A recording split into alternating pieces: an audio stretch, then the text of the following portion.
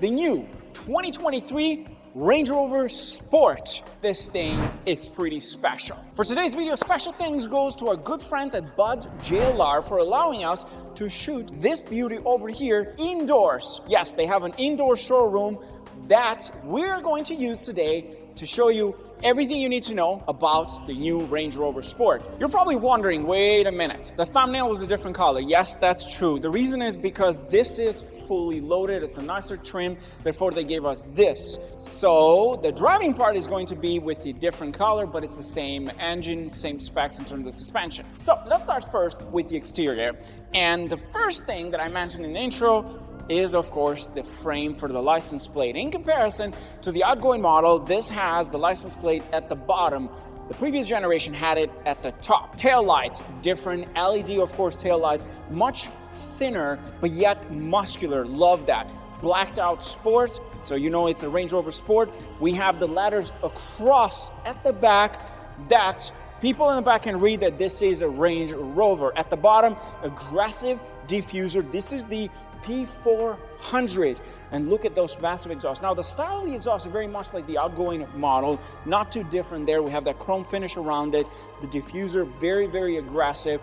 Then the top part over here, we have the spoiler, which is kind of similar to what you find in the outgoing model. This is the third generation Range Rover Sport, and we have the actual brake light at the top. But as you can see, the next thing we want to talk about is the side profile, and if you look carefully, the actual tail lights are seamless. I love that.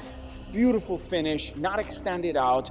Everything was perfect. In terms of the wheels, this has the 22-inch wheels, but you can opt out for the 23, which of course can cost you more. One thing I noticed in comparison to the outgoing model is this line over here. And at the top, we got two fins. One is for the camera, one is for the actual antenna, but the camera is more for the actual rear view mirror.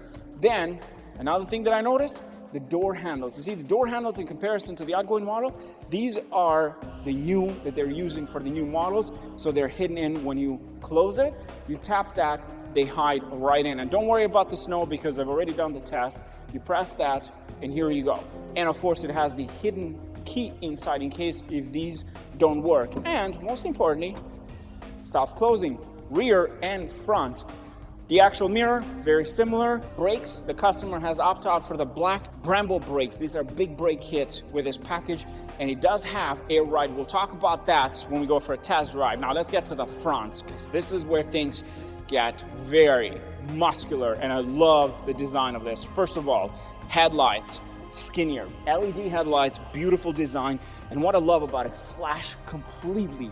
Absolutely love that. The grille, very similar design to the outgoing model. So you have the headlight, but they're right beside each other. This is just larger than the headlights for the grille, but I love that. Very similar, and you have Range Rover letters at the top. The bottom part, again, more muscular. Then we have this part here for the grille. New design, grille over here, new design, parking sensors. The plate is at the bottom. Signature sound system delivers high-fidelity music playback using up to 29 speakers, including a subwoofer and 1,430 watts of amplifier power to create a personal sound environment for each of the four main cabin occupants, using a network of advanced audio technologies. Microphones inside each wheel arch detect structural and airborne noise, and digital processors calculate the sound required to cancel these unwanted frequencies from the cabin, using the interior speakers and headrest speakers for the four main seating positions. Much like a set of noise-canceling headphones, you hear what you want to hear. Let's talk about space, and specifically the trunk area. First of all, there's a few ways to fold the seat in the second row. There's two buttons over here that you can do so by pressing this on the side. There's also a spare tire now underneath, so that way, in case if you get stuck somewhere, you got yourself a spare tire. And I believe these are the actual original wheel as well. Look at that. Nice. It's not like a normal spare tire. Space-wise, you get a bit more with this generation, but you lost the third row, so it's not an option anymore for the third row. It's only a second row Range Rover, which is not the best in comparison to the BMW X5, which does offer a third row. But let's be honest, the third row usually is not that useful because it's very, very small. Adaptive front lighting uses navigation data to preemptively follow the road ahead for greater visibility, optimizing the driving experience in all conditions. You jump into the second row and you're welcomed by this amazing interior that the Range Rover Sport offers, including the beautiful leather seats with two-tone colors specifically for the interior, like the exterior, which has the Firenze red exterior with a black roof. So it's a two-tone as well, in and out.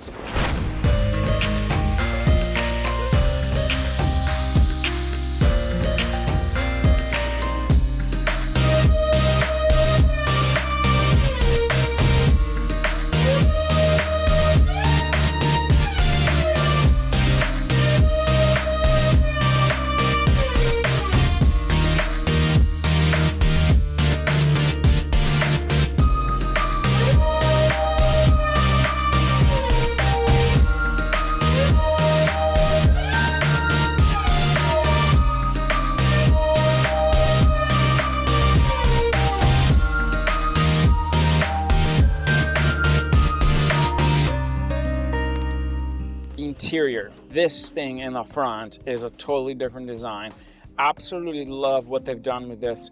Very user-friendly. We got the beautiful screen behind the steering wheel, which is nice touch, nice finish, everything. The buttons on the left side, the buttons on the right side, touch, press, haptic style. We have a heads-up display, massive heads-up display. But what I love the most about Range Rover Sport in general is the sitting position for someone my height. In most cars, I'm either looking down or looking up. This one is sort of like face straight into where I need it to be. I have all the information here. Massive screen for the cluster. Then we have a massive 13.1-inch infotainment display. That looks like a laptop in the middle, but you still get buttons. And that's where a lot of companies fail to do, is that they put too many things into the infotainment. This still have button. You have your climate unit here for easy access. This is not extremely new because we've seen this in the I-Pace, like for example, to press down to change the temperature. And what I love are the little details. You press that, you hide the knob completely. You can change different driving modes. You have downhill assist, but everything in this thing just feels so welcoming, so nice. And the car is on as I'm talking, but yet I don't hear the engine as much. Our low-polluting material choices and meticulous attention to detail in all aspects of our vehicle's body sealing. The system enhances well-being and alertness by monitoring and controlling CO2 and cabin air quality. Its PM 2.5 filtration and Nano-X technology significantly reduces odors, bacteria, and allergens, including the SARS-CoV-2 virus.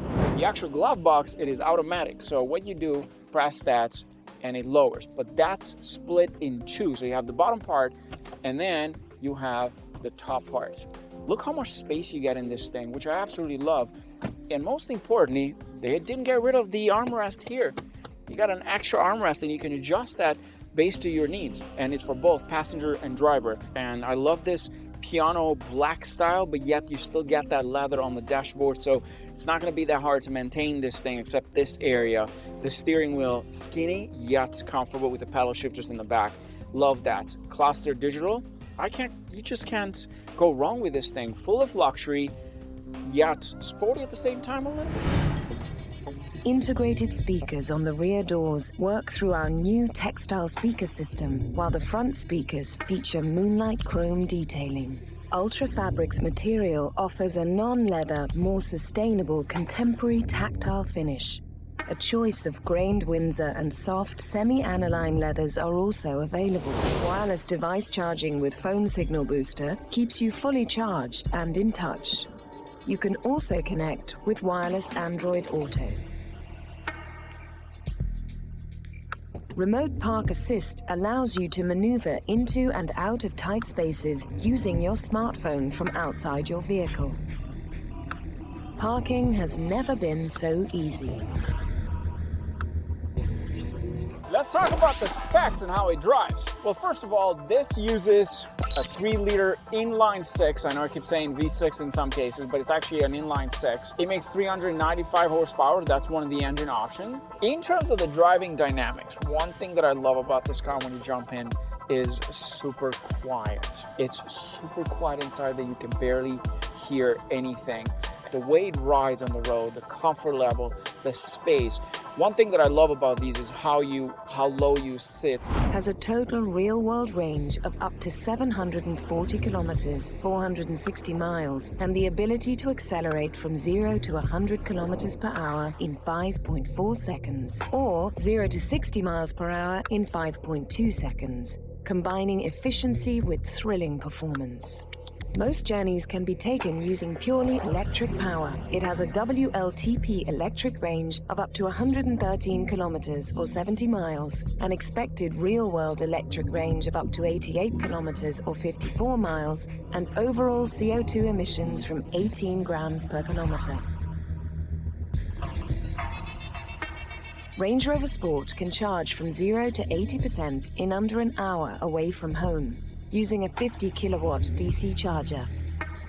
At home, you can charge 0 to 100% in around 5 hours, using a 7 kilowatt AC charger.